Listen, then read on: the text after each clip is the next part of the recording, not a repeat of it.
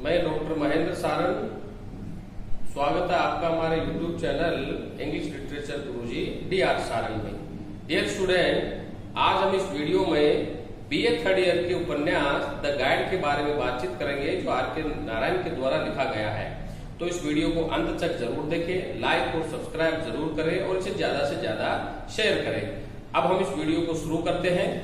जरा देखिए, the guide उपन्यास R.K. नारायण के द्वारा लिखा गया।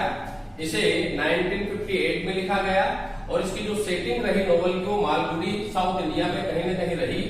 पब्लिश जो रहा है 1960 में, इसकी वजह से इसको साहित्य अकेडमी अवार्ड मिला हुआ है। अगर स्टूडेंट में बात करता हूं द गाइड के इसमें कैरेक्टर की, तो इसमें बहुत ही महत्वपूर्ण कैरेक्टर में जो एक कैरेक्टर है वो है राजू का। Dear student, Raju he is hero of this novel. ये इस नोवेल का हीरो रहता है।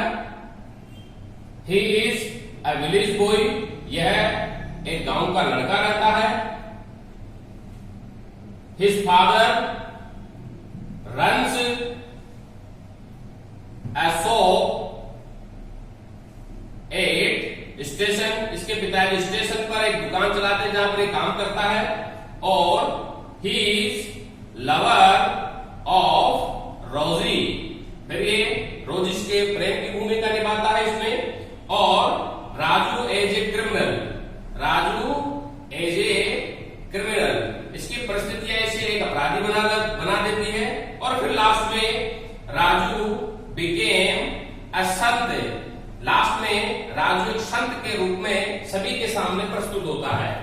मैं बात करता हूं इसके हीरोइन की, तो रोजी इस उपन्यास की हीरोइन है। She is heroine of this novel. इस नोवेल की जो हीरोइन है वो है रोजी। और she is a daughter of a harlot woman. यह एक हार्लोट औरत की बेटी रहती है और पढ़ी लिखी रहती है। She got married with Marco Polo. और इसकी शादी जो होती है वो मार्को पोलो से होती है। फिर राजू से एक डांसर बनाता है, तो यह she is a dancer known as Nalini, और ये नलिनी के नाम से फेमस होती है। फिर इसके बाद में थर्ड कैरेक्टर की बात करते हैं अपन, तो थर्ड कैरेक्टर में इसमें आता है गफूर। यह he is childhood friend of Raju, ये राजू का बचपन का मित्र है। फिर इसी में ही आता है Velan. He is a farmer who noticed Raju as a sant, जो राजू को एक संत के रूप में बताता है। तो ये इसमें कुछ ये महत्वपूर्ण कैरेक्टर है। डियर स्टूडेंट, अगर मैं बात करता हूं इस उपन्यास की, तो राजू जिसके फादर रेलवे स्टेशन पर एक दुकान चलाते हैं, वहीं पर ये काम करता है। धीरे धीरे वहां काम करने से राजू कई भाषाओं का ज्ञाता हो जाता है, जिसकी वजह से आगे चल करके वो एक गाइड बनता है। गफूर जो पुरानी गाड़ी है वो सुधारता है, उसके पास एक गाड़ी रहती है, तो वो गफूर की सहायता से, उसकी गाड़ी की सहायता से वहां आने वाले सैलानियों को वह घुमाता है। एक दिन मार्को पोलो जो इस रोजी का हस्बैंड है, रोजी जो इस उपन्यास की एक नायिका है, वो वहां घूमने के लिए आते हैं। मार्को पोलो जो है वो एक वैज्ञानिक है जो कई सारी गुफाओं की इनकी खोज करता है, प्राचीन गुफाओं की। लेकिन रोजी और मार्को पोलो में बिल्कुल भी नहीं बनती है, आपस में वो लड़ते रहते हैं। ये बात राजू को पता चल जाती है। धीरे धीरे रोजी राजू की तरफ डाइवर्ट हो जाती है। राजू रोजी को चाहने लग जाता है, रोजी राजू को चाहने लग जाती है। उधर मार्को पोलो पूरी तरह से अपनी गुफाओं की खोज में लगा रहता है। मार्को पोलो ईमानदार आदमी रहता है। इससे इस बात का पता चलता है कि मार्को पोलो ने अपनी उस ईमानदारी को निभाया भी है इसमें, क्योंकि वह एक किताब लिख रहा था। उस किताब में उसने राजू का बेकायदा जिक्र किया है कि ये किताब मैंने राजू की मदद से पूरी करी है। इस तरह से वो एक ईमानदार व्यक्ति के रूप में भी आता है और राजू से प्राचीन गुफाओं की खोज करने में मदद करता है। यहाँ पर मार्को पोलो रोजी के झगड़े इतने बढ़ जाते हैं कि मार्को पोलो रोजी को छोड़ के चला जाता है।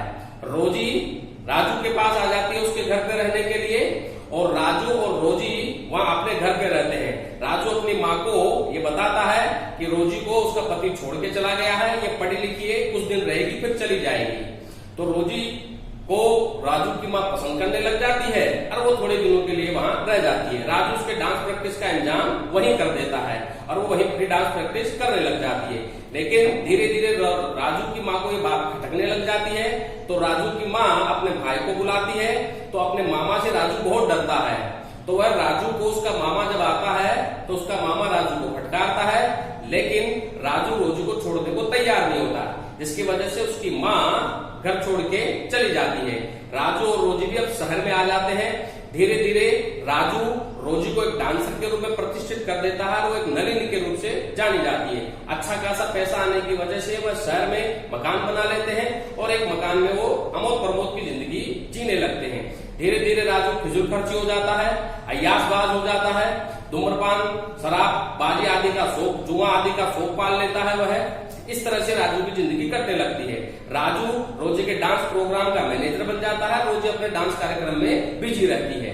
धीरे धीरे धीरे राजू और रोजी अपनी जिंदगी जीने लगते हैं। एक दिन मार्को पोलो वापस आ जाता है और मार्को पोलो ये बात राजू को एक लेटर के द्वारा बताता है कि वो रोजी के गहने उसके पास है तो वो ले जा सकता है, रोजी ले जा सकती है।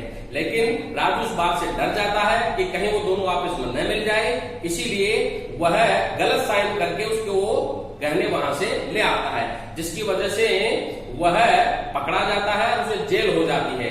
रोजी भरसक प्रयास करती है उसे छुड़ाने का, सब कुछ बेच करके वह उसे कम से कम सजा दिलवाती है।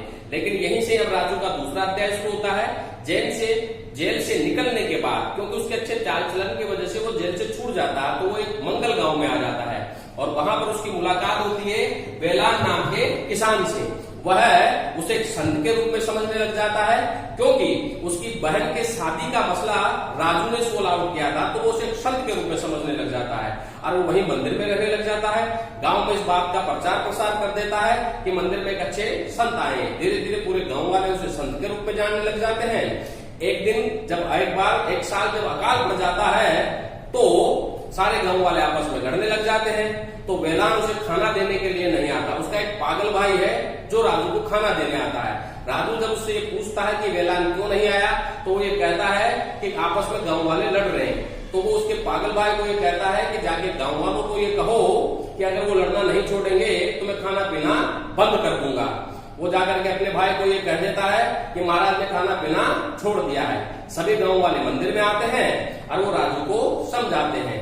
राजू वेलान से कहता है कि मैंने तो तुम्हारी लड़ाई बंद करवाने के लिए सौगंध खाई थी, लेकिन वेलान ये कहता है कि लोगों का विश्वास तुम पे है, उनका विश्वास टूट जाएगा। तो न चाहते हुए भी राजू को 14 दिन का व्रत करना पड़ता है। शुरुआत में तो वह इसमें इतना सीरियस नहीं रहता है, लेकिन धीरे धीरे लोगों की भक्ति को देख करके वो सीरियस होने लग जाता है। एक अमेरिकन पत्रकार को इस बात का पता चलता है तो वह उसे लाइव टेलीकास्ट कर देता है, जिसकी वजह से रोजी, राजू की माँ, गफूर उससे मिलने आते हैं, उसे समझाते हैं। लेकिन अब राजू पूरी तरह से दृढ़ निश्चय था और उसने खाना पीना छोड़ दिया था। एक दिन वह वेलान को बुलाता है, क्योंकि वहां पर गांव वालों की भयंकर भीड़ लग जाती है, और वह वेलान को बुला करके कहता है कि पहाड़ियों के उस पार बारिश हो रही है। और वह धीरे धीरे धीरे मंदिर के पास स्थित तालाब की तरफ बढ़ता है और जैसे जैसे वो तालाब के पानी में डूबता हुआ चला जाता है, तेज घनघोर घटा के साथ तेज बारिश होने लगती है। इस तरह से राजू की जिंदगी यहीं पर ही खत्म हो जाती है और वह एक सुसंस्कृत संत के रूप में जाना जाता है। तो इस तरह से एक राजू, एक गांव का लड़का, एक गाइड बनता है, गाइड से कैसे अपराधी बनता है, कैसे अपराधी से वो एक संत बनता है। तो ये उपन्यास की कहानी एक युवा लड़के की कहानी है जो आर के नारायण ने बहुत ही अच्छे तरीके से निभाई है, जिसमें मुख्य कैरेक्टरों में राजू है, रोजी है, गफूर है, वेलान है, फिर इसमें मार्को पोलो रोजी का हस्बैंड है और राजू की माँ है और राजू का मामा है और मंगल गांव के लोग हैं। इस तरह से उपन्यास खत्म होता है।